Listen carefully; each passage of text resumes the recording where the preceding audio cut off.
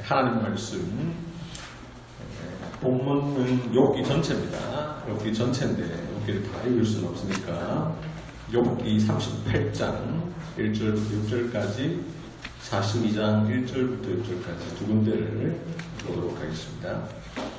욥기 38장 1절부터 6절입니다. 욥기 전체 이렇게 해뒀는데 욥기는 사실 잘못 끊어 읽으면 성경 해석을 엉망으로 할 수 있는 책입니다. 욥기 하나가 전체가 그냥 하나의 이야기이기 때문에 중간을 잘못 끊어 읽으면 이상한 해석에 빠질 수 있습니다. 그래서 사실 욥기 하나가 하나의 스토리라는 사실을 아시게 됩니다. 제가 오늘 이 설교를 한 뭐 여러 가지 이유 중에 하나는 이제 우리 성경 읽기표 여러분들 매주 이렇게 드리는데 아마 그 순서에 따라 읽으셨다면 다른 순서로 읽으신 분은 뭐 어쩔 수 없지만 그 순서에 따라 읽으신 분은 아마 지난주까지인가가 욥기를 다 읽었을 것입니다. 그걸 생각하면서 이 본문을 정했습니다. 욥기 38장 1절부터 6절 먼저 제가 읽을 때 하나님 말씀 들으십시오. 그때 여호와께서 폭풍우 가운데에서 욥에게 말씀하여 이르시되 무지한 말로 생각을 어둡게 하는 자가 누구냐? 너는 대장부처럼 허리를 묶고 내가 내게 묻는 것을 대답할지라. 내가 땅의 기초를 놓을 때에 내가 어디 있었느냐? 내가 깨달아 알았거든 말할지니라. 누가 그것의 도량법을 정하였는지 누가 그 줄을 그것의 위에 띄었는지 내가 아냐. 그것의 주추는 무엇 위에 섰으며 그 모퉁이돌을 누가 놓았느냐. 아멘. 42장 욥기 42장 1절부터 6절까지입니다. 욥기 42장 1절부터 6절. 욥이 여호와께 대답하여 이르되 주께서는 못하실 일이 없사오며 무슨 계획이든지 못 이루실 것이 없는 줄 아오니 무지한 말로 이치를 가리는 자가 누구니까. 나는 깨닫지도 못한 일을 말하였고 스스로 알 수도 없고 헤아리기도 어려운 일을 말하였나이다. 내가 말하겠사오니 주는 들으시고 내가 주께 묻겠사오니 주여 내게 알게 하옵소서. 내가 주께 대하여 귀로 듣기만 하였사오나 이제는 눈으로 주를 배운나이다. 그러므로 내가 스스로 거두어드리고 티끌과 제 가운데에서 회개하나이다. 아멘.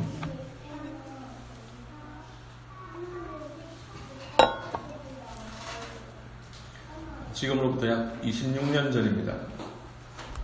제가 고등학교 때인데요. 1교시 수업이 시작되는데 선생님이 들어오시자마자 칠판에 그림을 그리셨습니다. 다리를 그리셨습니다. 그리고는 그 중간 부분이 뚝 떨어지는 그림을 그리셨습니다. 그리고는 이렇게 얘기하셨습니다. 서울 한강에 가면 성수대교라고 있는데 그 다리가 중간이 무너져서 사람들이 죽었다. 그 말을 듣고 저를 비롯해서 대부분의 학생들은 에이 선생님 거짓말하지 마세요. 어떻게 다리가 중간이 어떻게 그렇게 뚝 떨어져요? 이렇게 말을 했습니다. 선생님이 우리에게 거짓말하고 장난친다고 생각을 했던 거죠. 쉬는 시간에 교실에 있는 TV를 켰습니다. 당시는 우리가 스마트폰이 없으니까 TV를 켜니까 선생님 말씀이 사실이었습니다. 1994년 10월 21일 오전 7시 성수대교가 무너졌습니다. 전 국민이 이 일로 충격에 빠졌습니다. 다리가 무너져서 출근하던 그리고 등교하던 학생들 총 49명이 한강으로 추락을 했습니다. 그 가운데 32명이 목숨을 잃었습니다. 그 중에는 한창 꽃피울 나이인 무학여고 학생들이 많이 있었습니다. 우리 교회 유혜민 자매가 그 학교를 다녔는데 놀라지 마시고요. 다행히 그때는 유혜민 자매는 초등학교도 들어가기 전이었습니다. 바로 다음 해 1995년 6월 29일입니다. 성수대교 이야기를 아시는 분들은 지금 제가 무슨 이야기를 하려고 하는지 짐작하실 것입니다. 삼풍백화점이 무너졌습니다. 5층짜리 건물입니다. 서울 서초구에 있는 국내 최고급 백화점입니다. 소위 강남 아줌마들이 드나드는 대형 백화점입니다. 그런데 그 큰 건물이 거짓말처럼 와르르 무너졌습니다. 이 사고로 502명의 소중한 목숨이 세상을 떠났습니다. 937명이 큰 부상을 당했습니다. 그 중에서도 어떤 사람들은 다행히도 구조되었고 어떤 사람들은 11일, 13일, 17일 동안 건물 잔해에 깔려서 갇혀 있다가 겨우 살아난 생존자도 있습니다. 건물이 무너지기 직전 백화점 간부들은 뭔가 모를 불길한 조짐을 알고 있었습니다. 하지만 직원과 고객들에게 그 사실을 알리지 않고 5층만 폐쇄한 채 자기들만 탈출을 했습니다. 직원과 고객들은 아무것도 모른 채로 백화점 내부에 있다가 무너진 건물에 깔려 죽었습니다. 90년대에 태어난 청년들이나 2000년대에 태어난 우리 청소년들은 이런 이야기가 도대체 무슨 일인가 처음 들어보는 분들이 있을 것입니다. 그래서 또 다른 이야기를 들려드리겠습니다. 2014년 4월 16일 안산 담원구 학생 325명을 포함해 476명의 승객을 태우고 인천을 출발해 제주도로 향하던 세월호가 침몰했습니다. 기간부 선원 7명이 승객을 버리고 탈출해서 그들은 구조됐고 조타실 선원들도 뒤따라 탈출해 그들은 구조됐습니다. 침몰 전까지 172명이 구조됐지만 10시 30분에 침몰한 이후 단 한 명도 구조되지 않았습니다. 가만히 있으라 하는 선장의 말을 믿고 끝내 304명의 소중한 목숨이 세상을 떠났습니다. 여러분, 이런 일은 왜 일어납니까? 물론 다리를 잘못 만든 동아건설 때문이지요. 백화점을 잘못 지은 삼풍건설 때문입니다. 안전수칙을 지키지 않은 세월호 선주와 선장 때문이지요. 하지만 그로 인해 다친 사람들 그리고 죽은 사람들은 왜 이런 일을 당해야만 합니까? 잘못한 사람은 다치지도 않고 죽지도 않고 도망가고 구조되는데 아무 잘못한 일이 없는 사람만 죽었고 그 가족들이 고통을 당합니다. 만약 이런 일이 여러분이나 여러분과 아주 가까운 사람에게 닥쳤다면 여러분은 어떤 생각을 하실까요? 어떤 사람은 이렇게 말할 것입니다. 하나님이 선하시다고요? 웃기네요. 하나님이 선하시다면 어떻게 아무 잘못도 없는 그런 사람들이 그런 고통을 당해야 합니까? 하나님은 선하지 않으십니다. 라고 말하는 사람이 있을 것입니다. 이렇게 말하는 사람이 성경에 있었죠. 욥기 2장 9절을 보시면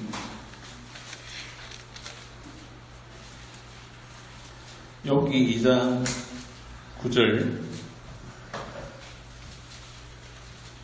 당신이 그래도 자기의 온전함을 굳게 지키느냐 하나님을 욕하고 죽으라.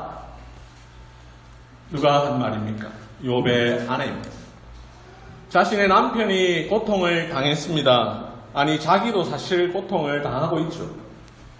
스바 사람이 갑자기 욥의 집에 찾아와서 칼로 그의 모든 종들을 죽였습니다. 하늘에서 불이 떨어져 그의 양과 종이 불타버렸습니다. 갈대아 사람이 와서 낙타를 빼앗았고 칼로 종들을 죽였습니다. 욥기 1장 3절에 보면 그의 소유물은 양이 7,000마리요 낙타가 3,000마리이며 소가 500결이요 암나귀가 500마리입니다. 그런데 이 모든 것을 하루아침에 다 잃었습니다. 그것만 잃었으면 다행이죠. 1장 2절에 보면 그에게는 아들이 7명, 딸이 3명이 있습니다. 그런데 갑자기 큰 바람이 불어서 집이 무너지는 바람에 자녀들 10명이 다 죽었습니다. 한순간에 모든 것이 송두리째 사라져버렸습니다. 모든 재산, 모든 자녀를 다 잃는 말할 수 없는 고통에 빠졌습니다. 이것만 해도 사람이 도무지 견딜 수 없는 고통인데 남편에게 또다시 시련이 찾아왔습니다. 욥의 머리에서부터 발끝까지 종기가 생겨서 하루 종일 질그릇 조각으로 몸을 긁어야만 하는 상황이 생겼습니다. 이를 보다 못한 아내가 말합니다. 하나님을 욕하고 죽으라. 이 말에는 왜 내 남편에게 이런 일이 닥쳤느냐 하는 것입니다. 하나님은 선하지 못하시다는 것입니다. 그래서 차라리 하나님을 욕하고 죽으라고 말을 합니다. 어떤 사람은 이렇게 말할 것입니다. 그 사람이 뭔가 잘못했으니까 그런 일을 당했겠지. 아무 잘못한 것도 없는데 하나님께서 그런 고통을 주셨겠어? 자기가 모르는, 우리가 잘 모르는 뭔가 아마 그래도 찾아보면 잘못한 게 있을 거야. 이렇게 말한 사람이 역시 성경에 있었습니다. 욥기 4장 7절부터 8절입니다. 욥기 4장 7절부터 8절 생각하여 보라. 죄 없이 망한 자가 누구인가? 정직한 자의 끊어짐이 어디 있는가? 내가 보건대 악을 밭갈고 독을 뿌리는 자는 그대로 거두나니. 욥이 극심한 고통을 당하고 있을 때에 처음으로 찾아온 친구의 말이죠. 대만 사람 엘리바스가 지금 욥에게 말하고 있습니다. 이 사람은 욥에게 이렇게 이야기합니다. 욥, 죄 없이 망한 사람이 어디 있어? 정직한 자는 끊어지지 않아. 내가 볼 때 네가 뭔가 잘못한 게 있기 때문에 그 일을 당했을 거야. 이렇게 이야기를 합니다. 이런 반응을 인과응보적 접근이라고 합니다. 어떤 일을 했기 때문에 당연히 그런 일을 당했을 것이다. 우리는 보통 이런 논리에 굉장히 익숙합니다. 그러나 엘리바스의 말은 옳지 않습니다. 왜 그렇습니까? 고통당한 욥이 어떤 사람이었습니까? 우리가 몇 주 전에도 보았습니다만 욥기 1장 1절에 우스 땅에 욥이라는 사람이 있었는데 그 사람은 온전하고 정직하며 하나님을 경외하여 악에서 떠난 자더라 라고 말씀합니다.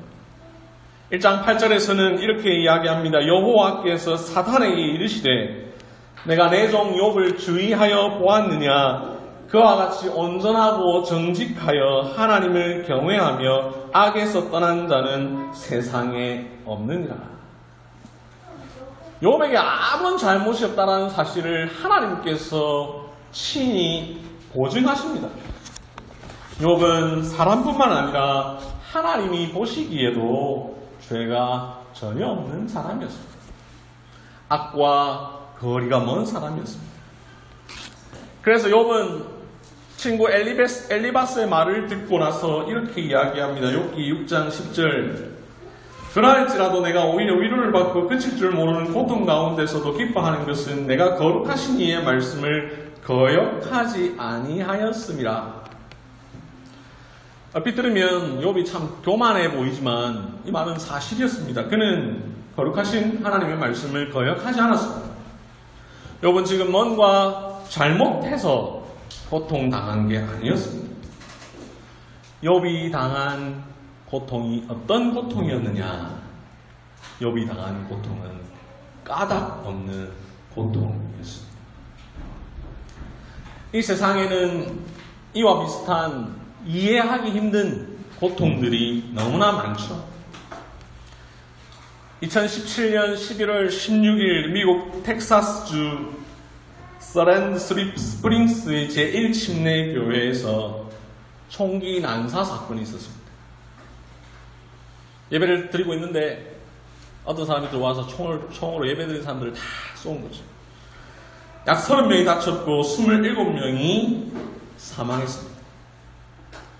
총격이 이루어진 것은 하나님께 예배하던 장소였습니다. 게다가 이 교회가 있었던 마을은 총 인구가 650명입니다. 그렇다면 죽은 사람들, 다친 사람들 뿐만 아니라 계산해보면 사실은 650명이 다 고통을 당한 것입니다. 어떤 사람은 다쳤고 어떤 사람은 죽었고 죽지 않은 사람들도 이웃과 교인이 가족이 죽는 고통을 당해왔습니다. 제 신학교 동기생은 부르심을 따라 아프리카 시에라리온으로 선교를 떠났습니다.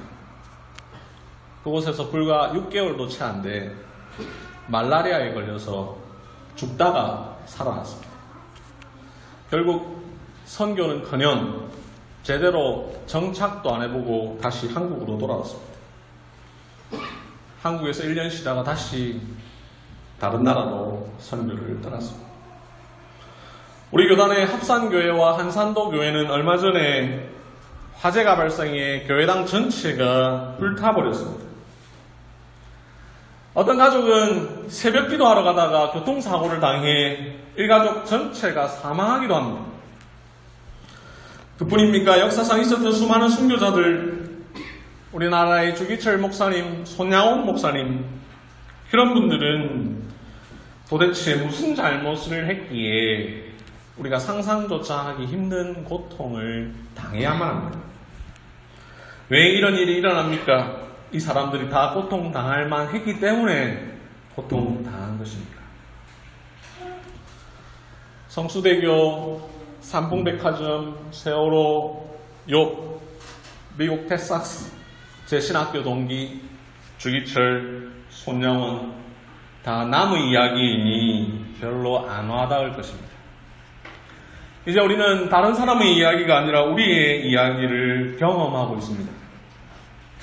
2019년 12월 중국에서 발생한 코로나가 그 다음 달에 한국에 상륙하더니 2월 말 거쳐서 지금까지 우리를 고통에 빠뜨리고 있습니다. 6월 4일 0시 기준 11,629명이 확진되었었고 273명이 사망했습니다.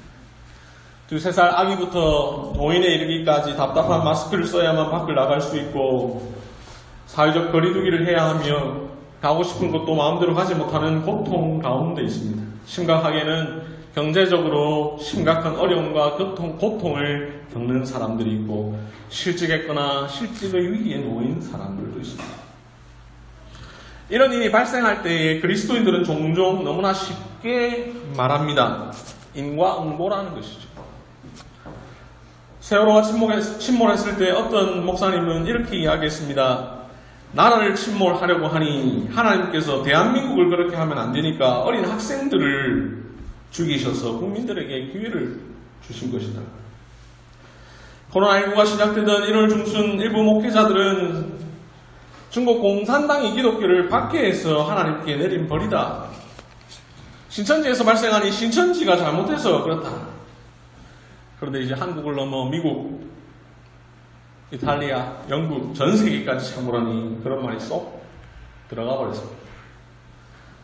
사실 인과응보적 접근은 너무나 허술합니다. 만약 그렇다면 중국 공산당만 걸려야지 왜 우리 모두가 고생하고 있습니까? 전염병에 걸린 몇 사람만 고생을 해야지 왜 전 세계인이 고생을 하고 있습니까? 이 세상에는 이해하기 어려운 재앙과 고통이 있습니다. 까닭을 알 수 없는 고통이 있습니다. 그 사람의 잘잘못과 무관하게 벌어지는 슬픔들이 많이 있습니다. 왜 이런 일이 일어납니까? 이 문제에 대한 답을 오늘 본문인 욥기가 우리에게 말해줍니다. 앞서 말씀드린 것처럼 욥은 고통하면 떠오르는 가장 대표적인 사람이죠.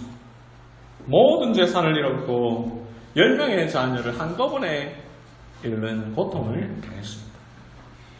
여러분, 자녀 한 명만 잃어도 도무지 감당하기 어려운 참척의 고통이라고 하죠.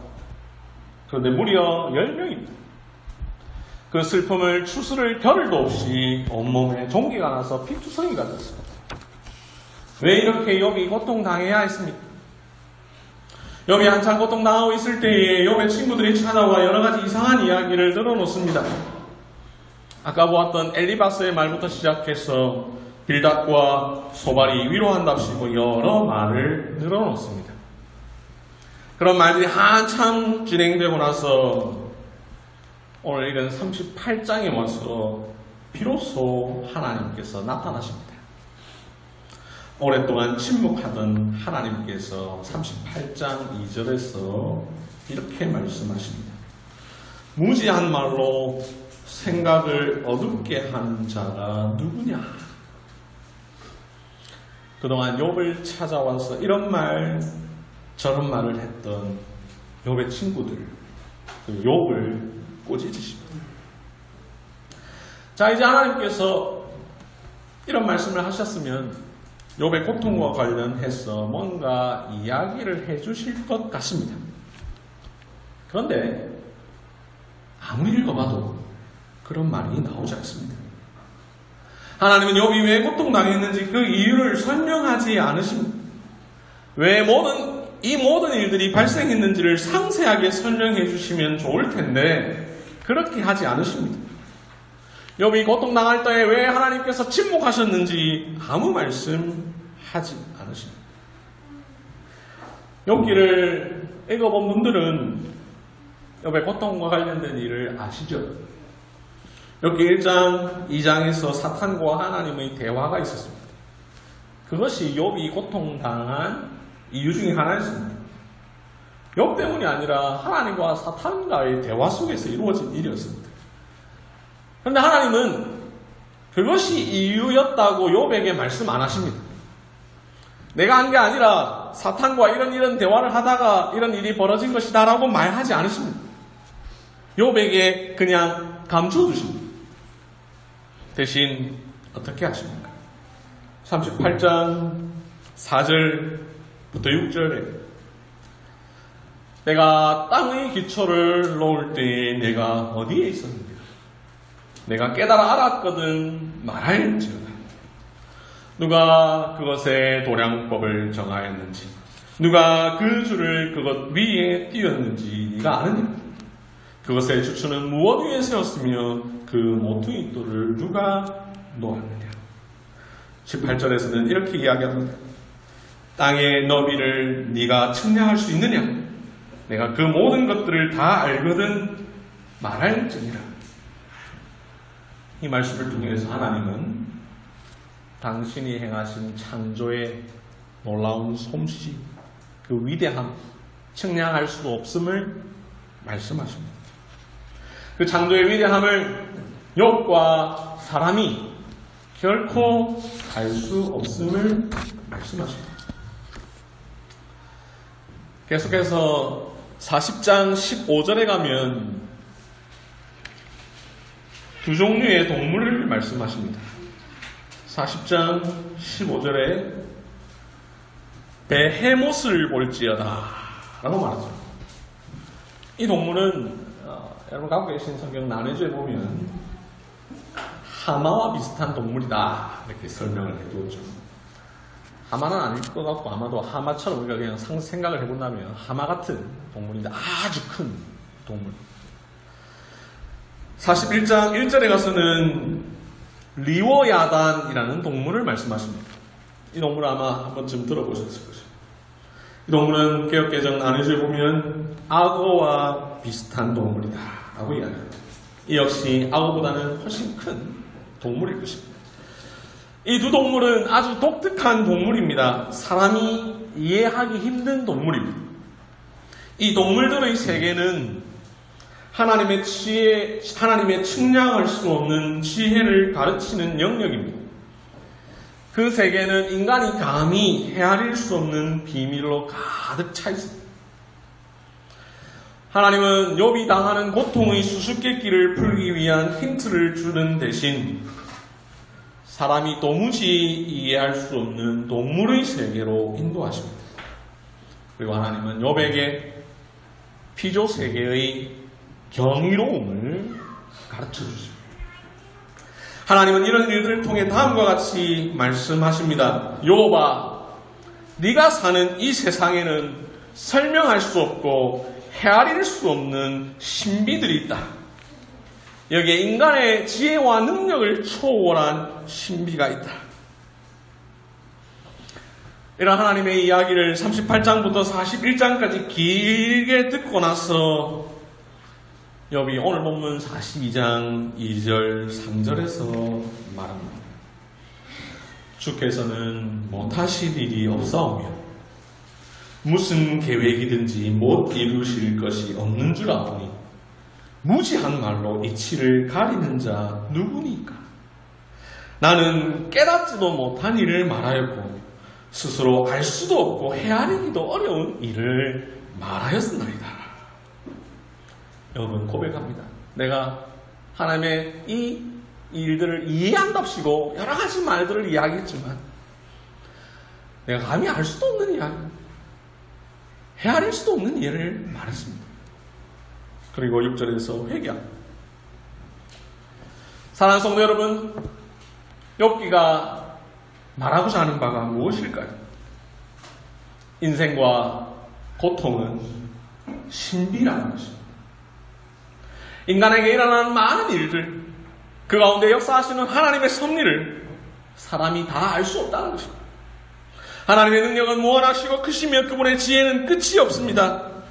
욥과 그 친구들은 사람이 감히 알 수도 없고 헤아리기도 어려운 일을 말한 것입니다.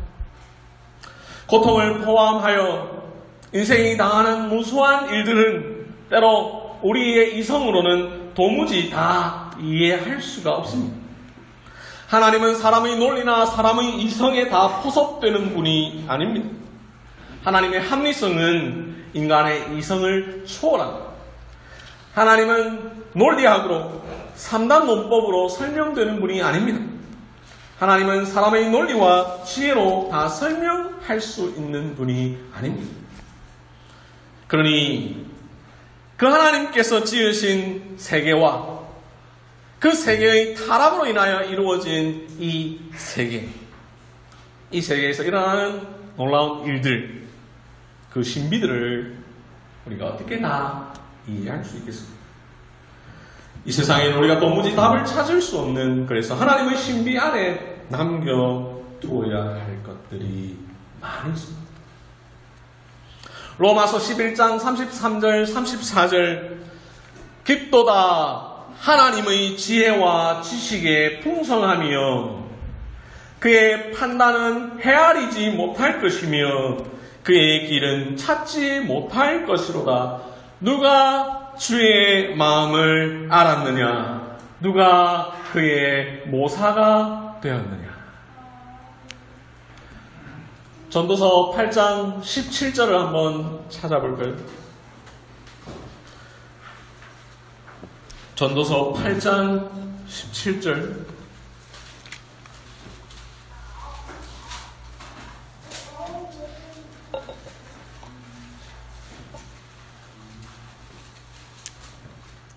구약성경 956조, 전도서 8장 17절.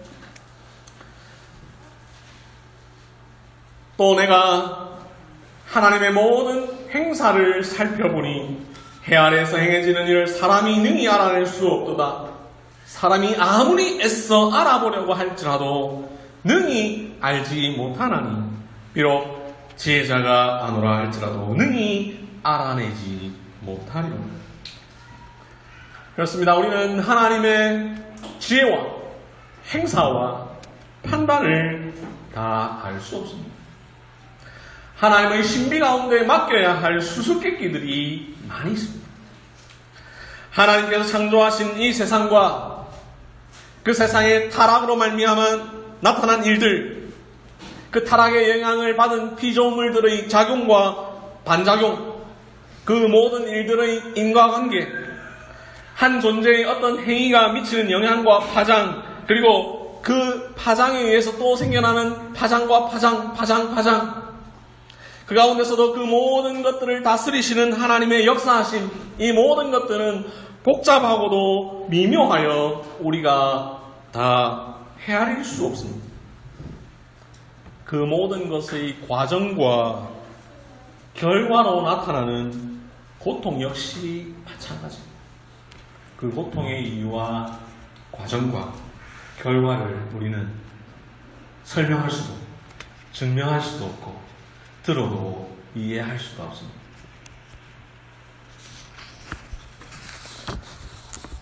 하나님은 살아계신다. 그 하나님은 전능하시다. 전능하신 하나님은 선하시다. 그런데 왜 이 세상에는 이유를 알 수 없는 고통이 있는가? 이런 의문을 가리켜서 철학과 신학에서는 오늘 설교 제목에도 써놨습니다만 신정론이라고 합니다.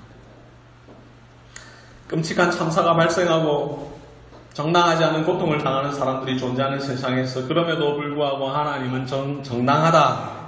이것을 증명하는 이론입니다. 오늘 우리가 이 설교를 통해서 다루는 주제입니다. 플라톤부터 시작해서 에피쿠로스, 아우구스티누스, 라이프니츠, 볼테르, 헤겔, 칼 바르트에 이르기까지 신자와 불신자를 막론하고 수많은 사람들이 이 문제를 해결하려고 노력했습니다. 하지만 그 뛰어난 철학자와 신학자들이 자기 나름의 답은 했지만 정답을 찾지는 못했습니다. 신정론의 물음을 모두로 하여금 묻게 만든 사건이 역사상 많이 있었습니다. 대표적인 것은 홀로코스트, 즉 아우슈비츠라는 사건이죠. 희대의 악마 아돌프 히틀러가 아우슈비츠의 수용소를 만들어 유대인들을 가두었습니다. 그곳에서는 감히 입에 담기 힘든 고문과 학살이 자행되었습니다. 12년 동안 대학살이 자행되었고 사망한 유대인만 575만 명, 그 외에 반유대인, 반만 유대인, 기타 집시, 슬라브인 등을 포함하면 600만 명이 이릅니다. 2001년 9월 11일 미국 뉴욕에서 일어난 테러, 2004년 동남아시아의 쓰나미는 무려 28만 명이 목숨을 잃었고 이외에도 앞으로도 계속해서 이런 일들이 일어날 것입니다. 지금도 우리는 코로나19라는 전염병으로 인해 고통받고 있습니다. 6월 3일 통계로 전 세계에서 656만 명의 확진자가 발생했고 그 중에 38만 명이 목숨을 잃었습니다. 뿐만 아니라 수많은 사람이 일자리를 잃고 수많은 사람이 어려움을 당합니다. 왜 이런 일이 일어납니까? 왜 하나님은 이런 일을 허용하십니까? 이 신정론의 물음에 대한 정답은 모른다입니다. 좀 더 정확하게 표현하면 하나님께서는 이 문제에 대한 답을 우리에게 알려주지 않기로 작정하셨다 하는 것입니다. 왜요? 설사 하나님께서 우리에게 설명해 주신다 하더라도 사람의 이성으로는 도무지 이해할 수 없는 일이기 때문에 하나님의 지혜는 우리의 지혜로 다 담을 수 없고 헤아릴 수 없기 때문에 답이 없는 것이 아니라 있지만 우리는 알 수가 없는 것입니다. 이런 답을 들으실 때에 답답한 분들도 계실 것입니다. 알 수 없다. 그런 말 누가 못합니까? 나도 하겠다. 하시는 분들도 계실 것입니다. 설교란 무언가를 알려주는 일인데 모르겠다는 게 무슨 설교입니까? 라고 생각하시는 분들도 계실 것입니다.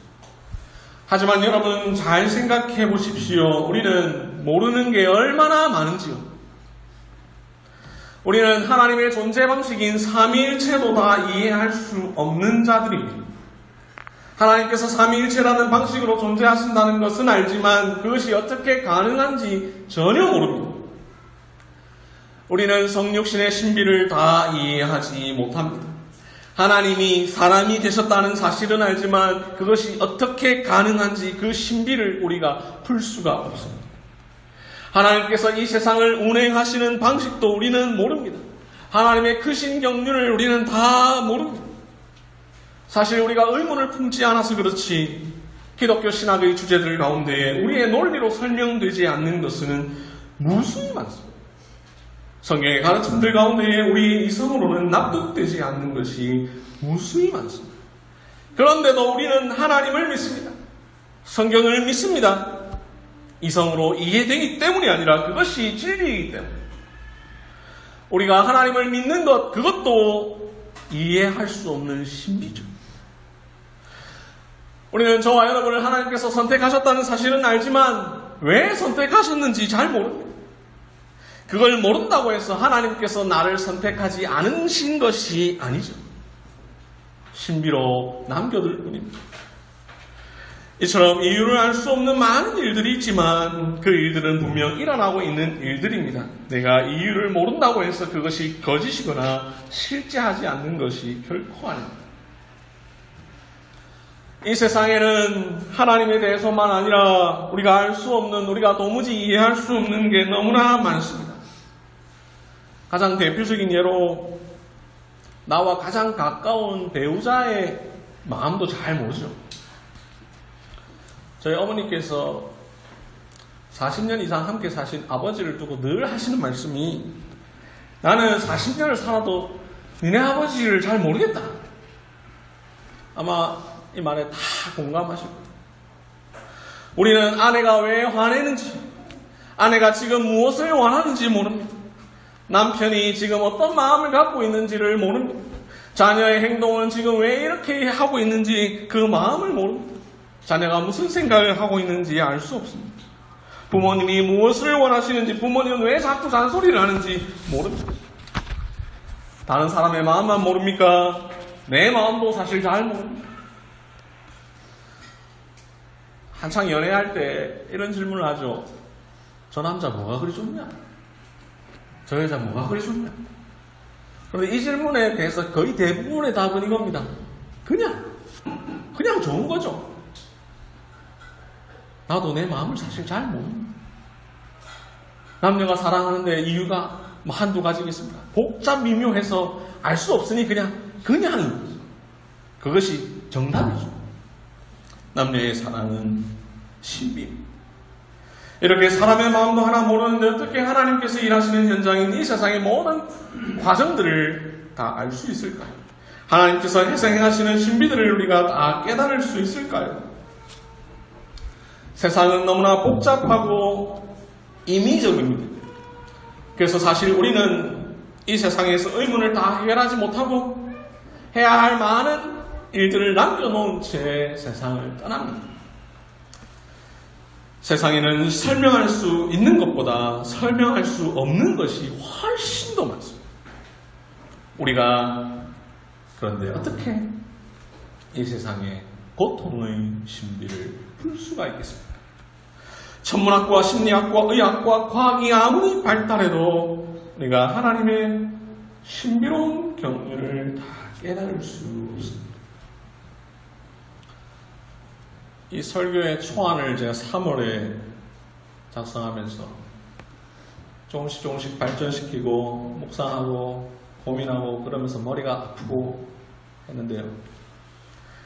한참 준비하는 중에 이 설교의 마지막 저의 의문을 해결해주는 내용을 우연히 보게 됐습니다.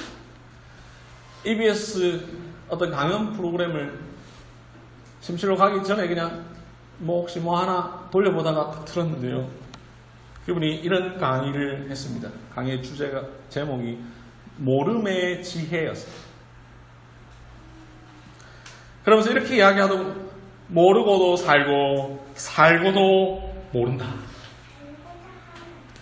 우리가 모르는 것, 그것이 우리에게 불안을 주기도 하지만 우리가 모르기에 우리는 자유를 누리기도 한다. 고통의 문제가 바로 그렇습니다. 우리는 모르고도 삽니다.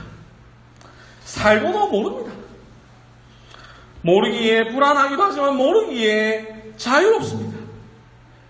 이렇게 하면 고통 나가고 저렇게 하면 고통 안 당하고 이걸 우리가 다 안다면 자유가 하나도 없죠.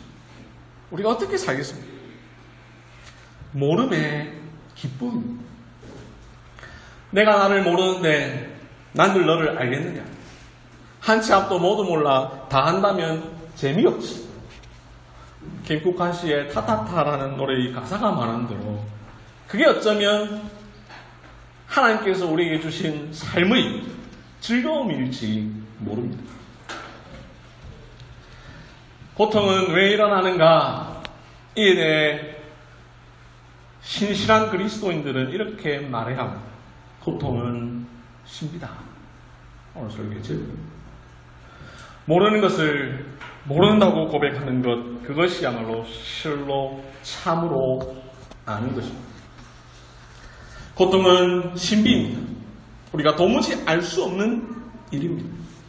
이게 우리의 정답입니다. 기독교 실존주의 철학자 가브리엘 마르셀은 존재의 신비라는 책에서 이렇게 이야기했습니다. 삶은 해결해야 할 문제가 아니라 묵상해야 할 신비다. 토마스 브룩스라는 청교도 목회자가 있었습니다. 1665년부터 66년 잉글랜드 런던에 흑사병이 창궐할 때에 목회했던 사람입니다. 당시 흑사병으로 인구의 30-40%가 죽었습니다. 그 당시 일부 몰지각한 이들은 이렇게 말했습니다. 이 재앙은 런던을 향한 하나님의 심판이다. 반면 토마스 브룩스는 그가 쓴 책 제목이 이렇습니다. 고난 가운데 잠잠한 영혼. 시편 39편 9절 내가 잠잠하고 입을 열지 아니함은 주께서 이를 행하신 까닭이니이다 를 본문으로 쓴 책입니다. 이 책에서 그는 이렇게 이야기합니다. 일부 호기심이 강한 그리스도인들은 온통 호기심으로 마비되어 하나님께서 다루시는 모든 일의 가장 은밀한 이유와 그 바닥을 알 때까지 만족을 모릅니다. 하지만 그들은 정말로 어리석습니다. 어떻게 하나님께서 다루시는 일을 꿰뚫어 볼 수 있단 말입니까? 그리스도인들이여, 하나님께서 고난을 주실 때에 쓸데없는 호기심으로 하나님의 품속에 있는 금으로 된 사물함 속에 들어있는 더 비밀한 이유들을 알려고 하는 것보다 이미 계시된 이유들로 만족하고 침묵하며 잠잠히 있는 것이 지혜요 우리의 의무입니다.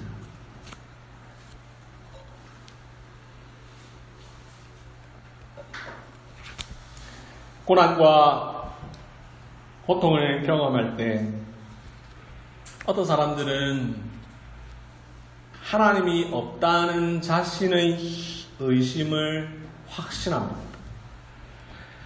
어떤 사람은 하나님이 계시다는 희미한 믿음을 더욱 굳건하게 합니다. 여러분은 지금 고통 아닌 고통을 겪고 있는데요. 이 고통 가운데 여러분은 어떠십니까? 하나님이 계시지 않는다는 자신의 의심을 확신하십니까? 아니면 하나님이 계시다는 희미한 의심을 더욱 굳건하게 하십니까? 여러분 기억하십시오. 우리가 이해할 수 없는 일이 일어난다고 해서 하나님께서 계시지 않은 것이 아닙니다.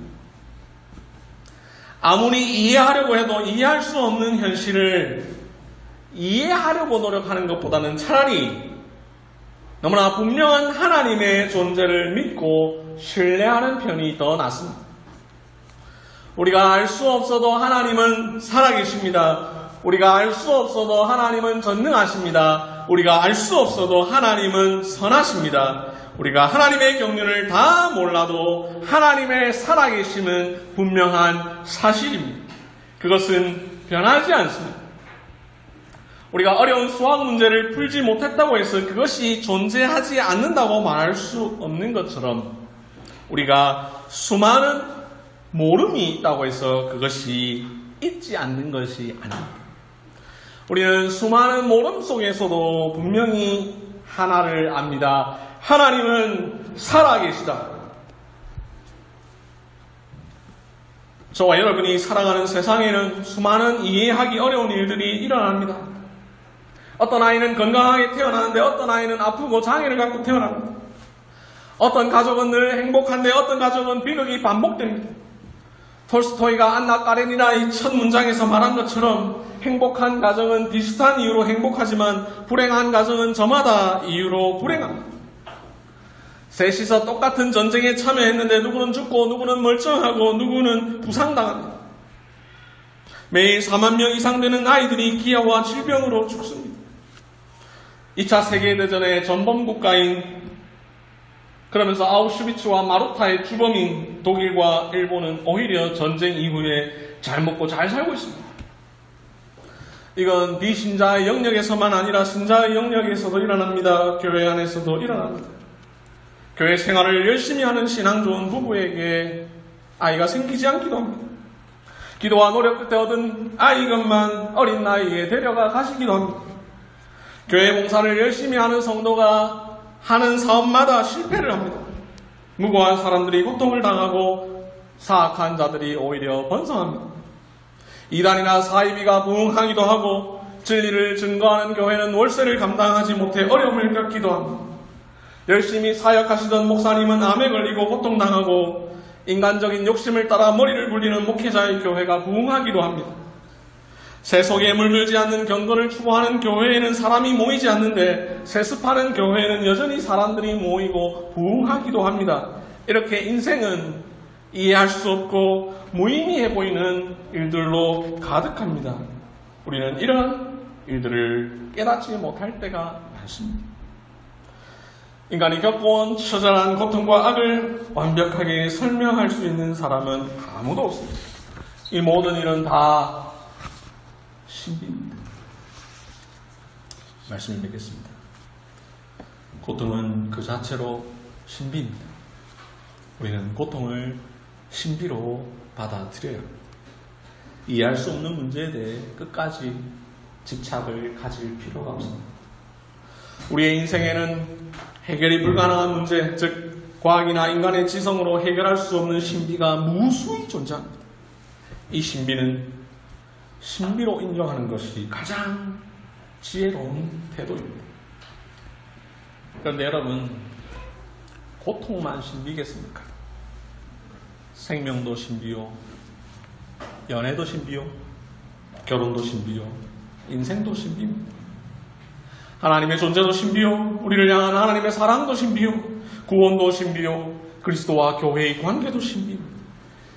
그러므로 여러분, 비록 우리는 때로 이 세상에서 고통을 당하기도 하지만 이 신비로운 인생을 살면서 신비로운 고통을 견디며 신비로운 구원을 맛보고 신비로우신 하나님을 찬송하며 신비로운 교회 안에서 은혜의 유익을 풍성히 누리고 장차 우리가 영원토록 살게 될 신비로운 천국을 사모하십시오. 기도하겠습니다. 하나님 아버지, 감사를 드립니다. 오늘 주신 말씀을 통하여서 우리의 헤아리